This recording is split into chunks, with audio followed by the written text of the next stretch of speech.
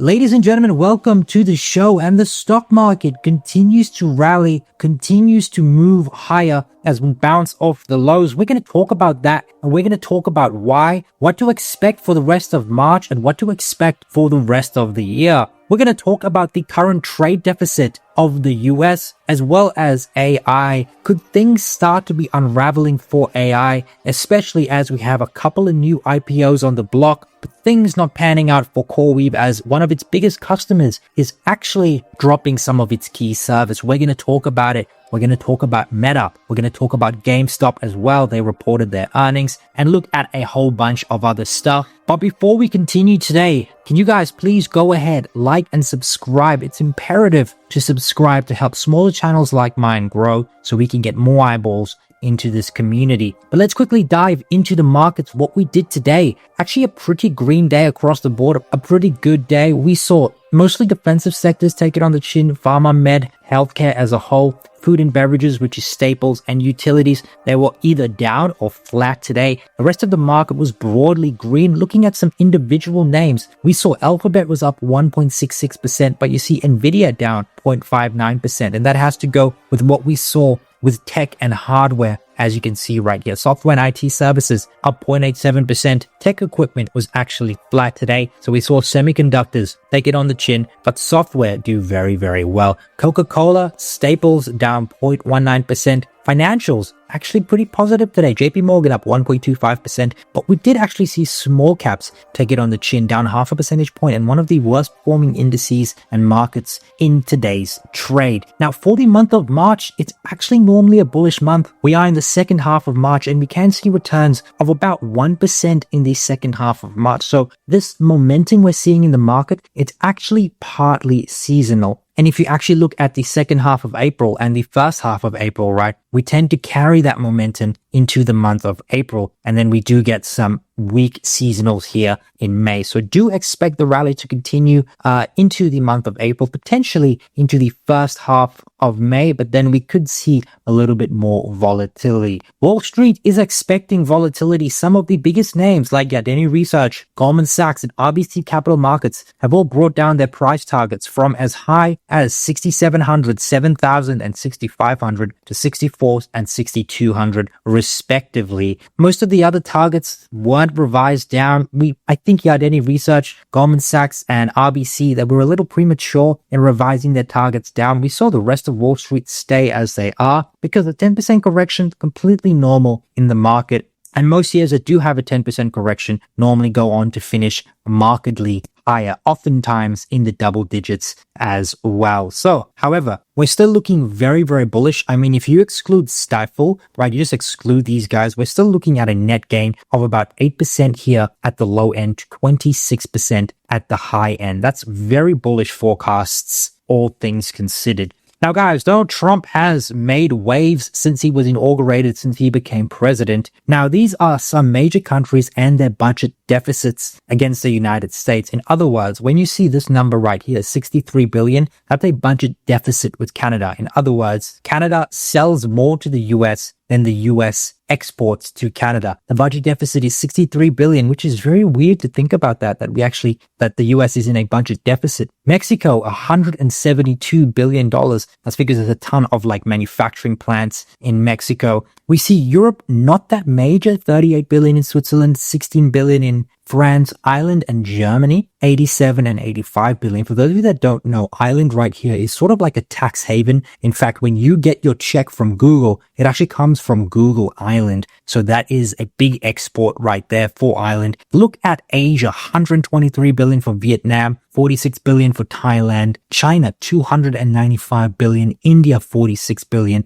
Japan, $68 billion. So the US running a ton of budget deficits, very unfavorable trade terms, and Donald Trump is changing that with tariffs. But on the topic of international stocks, Alibaba's CEO Joe Tsai warned of a potential bubble forming in data center construction, arguing that the pace of AI build-out might outstrip initial demand for AI services. It's all about supply and demand, and he's saying, hey, we could be in a bubble, and I'm sure he's looking at some very high-quality data as it pertains to Alibaba, because they do have AI and cloud services as well. Baba Cloud is one of the biggest cloud providers in Asia. Now, this could have major implications for CoreWeave. CoreWeave is expected to IPO in the next couple of weeks. Now, their IPO was 5 times oversubscribed. They were looking to raise $2.7 billion.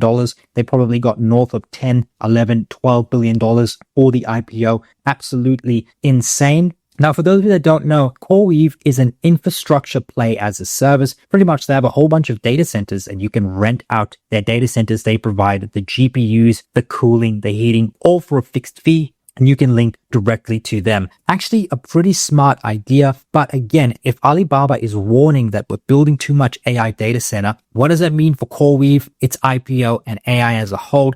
Now, he did say that the AI build-out is just looking initially oversupplied or could be initially oversupplied. He's still saying in the future there's going to be a lot of demand. He's just saying maybe in the near term, the demand for AI is not quite there. But let's actually talk about CoreWeave's IPO. There was some very concerning things, some very good things as well. Number one, CoreWeave's revenue last year was $15.8 million, right? This year, $1.92 billion. That's like a 700x. They own 250,000 NVIDIA GPUs across 32 different data centers. The biggest customer is Microsoft, with 62% of their revenues coming from Microsoft. They have a 5-year contract with OpenAI worth $11.9 billion. And they have a lot of debt, obviously, to build out this infrastructure. They had $8 billion in debt. They did $1.92 billion in revenue. And there's something like 8 times levered to their earnings before interest, tax, depreciation, and amortization. We also had this article come out. Now, this is right before CoreWeave's IPO. This is definitely what you don't want to see. Microsoft to drop some CoreWeave services ahead of their $35 billion IPO. AI data center provider dealt blow by biggest client as it readies for blockbuster listing. Now, but stuff you don't want to see. A lot of red flags, but certainly they are growing. They could maybe grow into their valuation. The IPO was oversubscribed. Very, very keen to see this play out. Unless we have something like SpaceX or XAI IPO, this will probably be the biggest IPO of the year. Maybe even bigger than Stripe. It all depends. Now, in other news, Meta platforms are planning to charge $14 a month for ad-free on Instagram or Facebook. And I think this is going to be a hit. I mean, guys, I pay for the ad-free tier, YouTube Premium on YouTube. And I think this is where a lot of these companies are going to move to, having a paid subscription for ad-free. There's a lot of demand for adless content because we're so inundated with ads all aboard. And I'm here for it. I'm an investor in Meta. You may as well just offer that, right? You may as well just offer that and rake in the extra revenue. Now, GameStop reported their earnings after the bell. They were up 7% on very mixed earnings. But the reason why people were bullish on GameStop is because it announced that it is going to be adding Bitcoin to its balance sheet and become a Bitcoin treasury. Now, the Bitcoin treasury part aside, looking at their earnings, they beat non-GAAP EPS estimates of 22 cents. GameStop reported 30 cents, but they missed on revenue by 200 million. So they missed on the top line, but were able to keep the expenses in check. And then the board also approved an update to its investment policy by adding Bitcoin as a treasury reserve asset. And that is why the stock was up 7%. But I think before buying Bitcoin, this company needs to fix the top line miss. I think they've missed top line 4 quarters in a row right now. So there's some more pertinent things that they need to do apart from buying Bitcoin. And that is, continue to generate shareholder value for their shareholders. Now, moving on, guys, looking at the macro picture, something I don't like talking about on my FinFluential television. I keep that politics aside. But here we do talk a little bit more about the political stuff.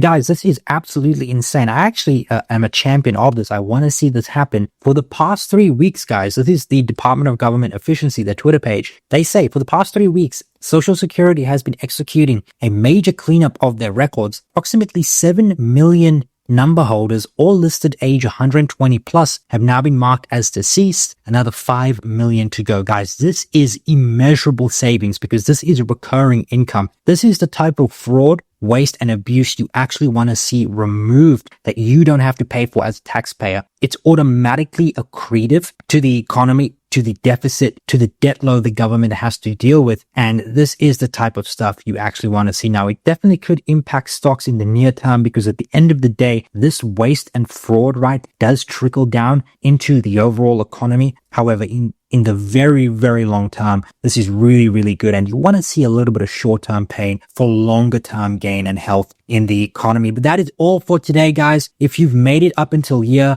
thank you so much for watching. If you like this video, please subscribe, hit the notification bell, as well as the like button, and leave a comment for the algorithm. Cheers.